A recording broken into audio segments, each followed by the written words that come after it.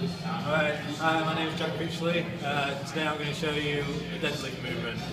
We're just going to walk through what it requires, what movements requires, your hand position, your feet position, everything about your stance. We're going to also go through your back tension and when you're going to be pulling and when you're going to be not pulling.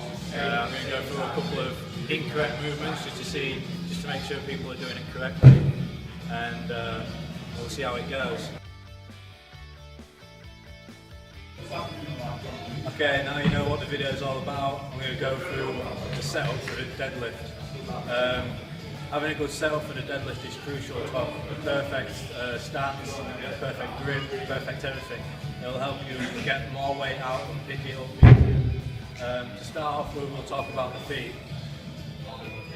When you're talking about the feet, you want to try and make your feet shoulder width apart. This will help you steady when you're doing the deadlift. It'll help you side to side, front to front. It's always good to make sure to try and shoulder width apart. You don't want it too close, so you might slip and you won't feel steady throughout the movement. So when you're starting the deadlift, make sure when you're looking down and that your shoulders are pretty much in line with your feet. This is important. Now that I've already talked about the foot position, a handy little trick that I like to use is to draw a little box. This is called a square base. Whilst you're standing in your foot position and you've got your feet shoulder width apart, you can just draw a little box around, and it'll help just if you walk away, then you can just quickly come back into your box and know where your foot is going to be straight away. This will help just when you before you perform the deadlift, you just quickly know that your feet are in the correct position. Okay, now you're drawing your little box, you need to know where the bar needs to be in relation to your feet. A good way to measure where the bar needs to be is when you're in your little box with your feet shoulder width apart. The bar should be in mid-foot region. This will help to make sure that you're pulling from the right place, and it's not too far in front, so you're pulling from there, and it's not too far back, so then you've actually got straight legs. It's important just to have it in the middle, just when you get ready to pull, it's from the right place. Okay, now you know your foot stance and where your foot needs to be within the square base and the relation to the bar. You now need to know where your hands need to be. A good way that I like to figure out where the hands are is you just have your hands next to your hips. You don't want them inside your hips, just right next to them. You can just stick your thumb out a little bit and touch your hips. This will help just to make sure when you're going down, you want your hands just to be clearing your hips, your knees. This is important so when you're actually pulling up, your hands aren't obstructed when you're actually pulling the bar up. So have your hands here, you could just stick your thumb out a little bit and touch your hips. You want to go down. When you're going down, just make sure your hands aren't actually touching your knees. This is extremely important, just so they're not getting in the way for the lift. Okay, now you know where your hands need to be on the bar. Now I need to talk about the grip. The grip is extremely important, especially when you're getting up to big weights. With the bigger weights, it's going to be more and more difficult to actually grip the bar. The grip that I like to use is called the hook grip. The hook grip is where you'll get the bar on the palm of your hand, and then you'll flex your thumb round. Once you flex your thumb round, you'll then put your two fingers there and put the other two fingers over the top of the thumb. This is an extremely good grip. It'll help to grab the bar so much easier, rather than putting your palm on the bar and just flexing your hands around like that.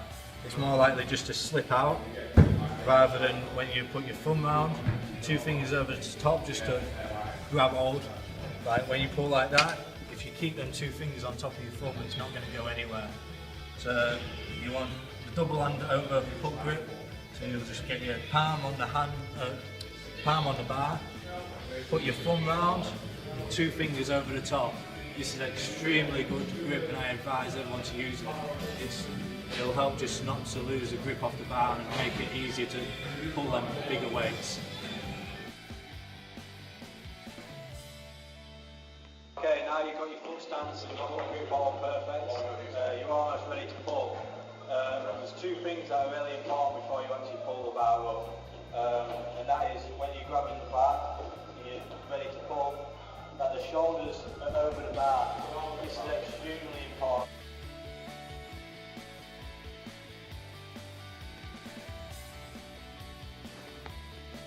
Just when you pull it on the correct place rather than having your shoulders too far back, you're putting too much strain on your hamstrings. Also, I want to see that the back is nice and flat. This is extremely important, and all the tension is in the back.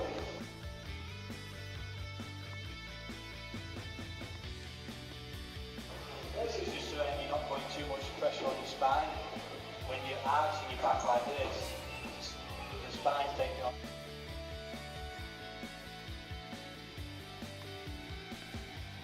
Tension rather than the muscles in the back.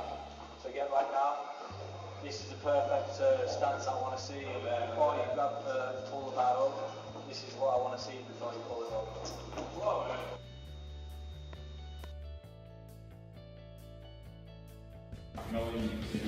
Okay, now you've got all the correct setup. You've got your feet in the right place, you've got the right grip, you know where your shoulders need to be in relation to the bar, and you know where your hips are.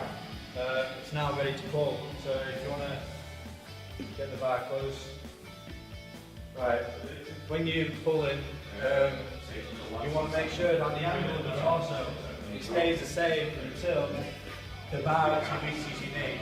So if you want to pull the bar with your knees, that angle stays the same, and then once you get to your knees, you'll open up that angle to then get it to a full deadlift.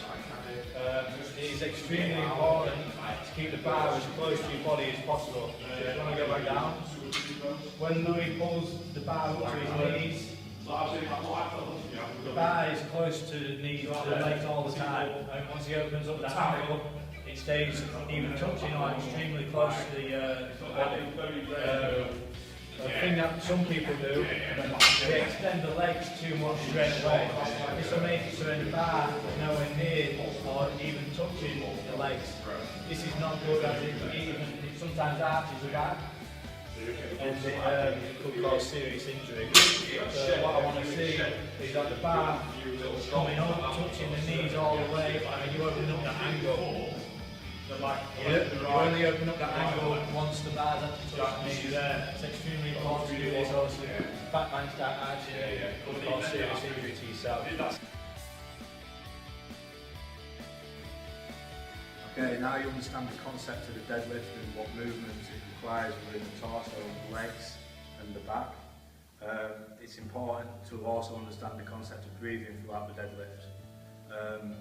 When you talk about breathing with a deadlift, it's an anaerobic exercise. Therefore, when you go down to grab the bar, you'll take a big deep breath through your lungs. This gets the back all tight. This will help just for making a lift. So when you take the big deep breath, you'll pull it up to your legs, to your knees, sorry. Then you'll extend the angle of the torso. And then you'll go back down, keeping that deep breath in. It just keeps all the back tight. So you'll see again, take the big deep breath, pull to the knees, extend the angle. It keeps that back all the way tight, because when you pull in all the air into your lungs, it gets everything tight, it blows it all out, and it helps it so then it's not nice and it's not loose, and makes it just easier to do the deadlift. Okay, now he's done his few sets of warm-ups on the 40 kilograms and the 80 kilograms weight. We've now moved up to 120 kilo. Now this is past Louis' clean. I'd start recommending to use the mixed hand grip. The mixed hand grip is where you move one of your hands supinated. For Louis, this is his left hand. You'll still do the same setup, so you'll go down, make sure your hands are not anywhere near your knees, and you'll grab the bar. still making sure that you implement the hook grip. This will just help just to make sure that you're not losing grip of the bar. Okay, now it's on a bigger weight. I like Louis just to make sure he's using the same technique, making sure he pulls to the knees before he extends the angle of the torso. So let's see it. Nice. As you can see, Louis is still trying to make sure that the bar is in the center of the square base. This is important, and that the bar's staying in contact with his legs at all times. Okay, one more. Nice. Keeping that back nice and tight, taking that big deep breath before, just to keep it nice and tight, and the air pushing away, pushing out, so when the muscles become tight. Alright, now we're getting closer and closer to Louis' 1 rep max. We're going to start using the belt. The belt's really good to use once you start getting up at higher weights. It just helps keep the tension in the back and keep all the muscles tight, just so when you're pulling up you're not losing that tightness and you're not starting to arch your back. When you put the belt on, you just want to try and get it as tight as possible. So really take a big deep breath and pull it in and then clip it on. Okay, so now we're on 130, almost Louis' 1 rep max. You might start seeing a little bit of an arch in his back. This is where Louis really got to fight to try and keep that back tight and keep all the tension throughout. Okay, do you want to try and go down for it? As you can see, Louis is just taking his time just to really implement the setup. Got that hook grip just so he don't lose it, and got that mixed hand over. Okay, let's see it. You're going to pull the weight up to his knees, then extend that angle of the torso. Nice, nice. As you can see, you didn't see much arch in the back. This is really good, as this is quite close to his 1 rep max.